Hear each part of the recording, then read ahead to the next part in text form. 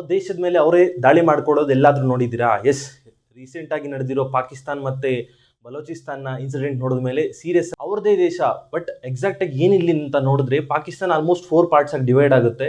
ಅದರಲ್ಲಿ ಬಲೂಚಿಸ್ತಾನ್ ಅನ್ನೋದು ಒಂದು ಪಾರ್ಟ್. ಫಾರ್ ಎಕ್ಸಾಂಪಲ್ ನಮ್ಮ ಸ್ಟೇಟ್ ಯಾವ ಥರ ಡಿವೈಡ್ ಆಗುತ್ತೋ ನಮ್ಮ ಇಂಡಿಯಾದಲ್ಲಿ, ಅದೇ ಥರ ಪಾಕಿಸ್ತಾನಲ್ಲಿ 4 ಪಾರ್ಟ್ ಡಿವೈಡ್ ಆಗುತ್ತೆ.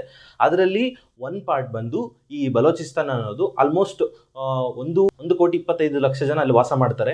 ಅದರಲ್ಲಿ ಸ್ವಲ್ಪ ಸೌದಿ ಫ್ಲೇವರ್ ತುಂಬ ಇರುತ್ತೆ. ಲೈಕ್ ಸೌದಿ ಅರೇಬಿಯಾದಿಂದ ಬಂದು ಸೆಟಲ್ ಆಗಿರೋರು ತುಂಬ ಇರ್ತಾರೆ ಪಾಕಿಸ್ತಾನ ಅವ್ರಿಗಿಂತ. ಬಟ್ ಪಾಕಿಸ್ತಾನ್ ಪಾಪ್ಯುಲೇಷನ್ ಬಂದು ಆಲ್ಮೋಸ್ಟ್ 20 crores ಅಬೋ ಇದೆ.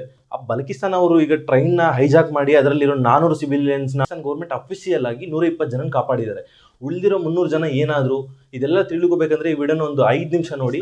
ಯಾಕೆ ಇವರು ಇಷ್ಟೆಲ್ಲ ಮಾಡ್ತಿದ್ದಾರೆ ಅಂತ ಹೇಳಿದ್ರೆ, ಮೇನ್ ಥಿಂಗ್ ಪಾಕಿಸ್ತಾನ ಮತ್ತು ಚೈನಾ ನಡುವಿನ ಒಂದು ಒಪ್ಪಂದ ಪ್ರಾಜೆಕ್ಟ್ ಎಲ್ರಿಗೂ ಗೊತ್ತಲ್ವಾ?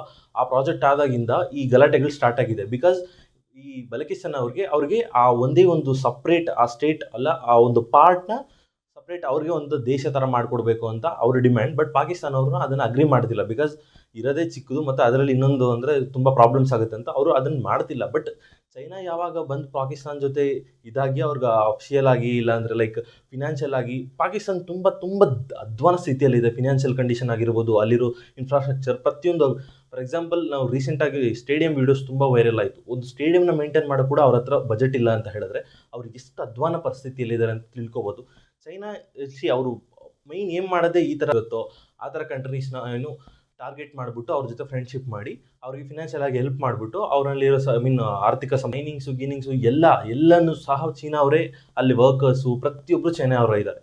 ಇನ್ಕ್ಲೂಡಿಂಗ್ ಬಲೂಚಿಸ್ತಾನ ಮೇಲೆ ಅಟ್ಯಾಕ್ ಮಾಡೋಕ್ಕೆ ಪಾಕಿಸ್ತಾನ ನಿಮ್ಮ ಕೈಯಲ್ಲಿ ಆಗಿಲ್ಲ ಅಂದರೆ ಹೇಳಿ, ಚೈನಾ ನನ್ನ ಸೈನ್ಯವನ್ನು ಪಾಕಿಸ್ತಾನ ಕಳಿಸ್ಕೊಡ್ತೀನಿ ಅಂತ ಹೇಳಿ ಚೈನಾ ಅವ್ರು ಹೇಳಿದಾಗ, ಪಾಕಿಸ್ತಾನಕ್ಕೆ ಇನ್ ಕೇಸ್ ಅದನ್ನೇ ಅಗ್ರಿ ಮಾಡಿಬಿಟ್ರೆ ಅಜೀಬ್ ಕಂಟ್ರಿ ಆಗಿಬಿಡುತ್ತೆ. ಸೀರಿಯಸ್ ಆಗಿ ಹೇಳ್ತೀನಿ, ಒಂದು ಸಣ್ಣ 1,25,00,000 ಜನ ಇರೋರ ಮೇಲೆ ಅವ್ರಿಗೆ ಅಟ್ಯಾಕ್ ಮಾಡೋಕ್ಕಾಗಿಲ್ಲ ಅಂತ ಹೇಳಿದ್ರೆ, ಅದು ಇನ್ಕ್ಲೂಡಿಂಗ್ ಅವ್ರದ್ದೇ ಆದ ಪಾರ್ಟ್ ಮೇಲೆ ಅಟ್ಯಾಕ್ ಮಾಡೋಕ್ಕಾಗಿಲ್ಲ ಅಂದರೆ, ಇನ್ನು ಅವರು ಇಂಡಿಯಾ ಬೇಕು, ನಮ್ಗೆ ಕಾಶ್ಮೀರ್ ಬೇಕು, ಅವ್ರ ಹತ್ರ ಇರೋದನ್ನು ಅವ್ರು ಉಳಿಸ್ಕೊಳ್ಳೋಕ್ಕಾಗ್ತಿಲ್ಲ.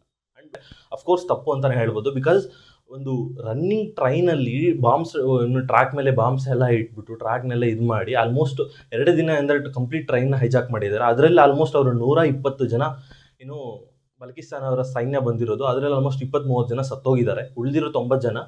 ಅವರ ಮೇನ್ ಡಿಮ್ಯಾಂಡ್ ಏನಂದರೆ, ಅವ್ರಿಗೆ ಸಪ್ರೇಟ್ ಬಲೂಚಿಸ್ತಾನ ಅನ್ನೋದು ಸಪ್ರೇಟ್ ಸ್ಟೇಟ್ ಇಲ್ಲಾಂದ್ರೆ ಪಾಕಿಸ್ತಾನ್ಗೆ ಸಪ್ರೇಟ್ ಸ್ಪೇಸ್ ಆಗಬೇಕು ಅಂತ ಅವ್ರ ಫಸ್ಟ್ ಡಿಮ್ಯಾಂಡ್. ಪ್ಲಸ್ ಈ ಥರ ನಮ್ಗೆ ಸಪ್ರೇಟ್ ಬೇಕು ಅಂತ ಹೇಳಿದವ್ರನ್ನೆಲ್ಲ ಪಾಕಿಸ್ತಾನ ಅವರು ಅರೆಸ್ಟ್ ಮಾಡಿ ಜೈಲಲ್ಲಿ ಇಟ್ಟಿದ್ದಾರೆ. ಅವರ ಸಿವಿಲಿಯನ್ಸ್, ಬಲೂಚಿಸ್ತಾನ್ ಸಿವಿಲಿಯನ್ಸ್ ಆ ಎಲ್ಲರನ್ನೂ ರಿಲೀಸ್ ಮಾಡಬೇಕು. ಈ 2 ಅವರ ಪ್ರೆಸೆಂಟ್ ಡಿಮ್ಯಾಂಡ್ ಆಗಿದೆ. ಮುಂದೆ ಏನನ್ನ ಹೇಳ್ತಾರೆ ಅಂತ ನೆಕ್ಸ್ಟ್ ವೀಡಿಯೋಸಲ್ಲಿ ಅಪ್ಡೇಟ್ ಮಾಡೋಣ. ಅಲ್ಲಿ ತನಕ ಥ್ಯಾಂಕ್ ಯು ಸೋ ಮಚ್.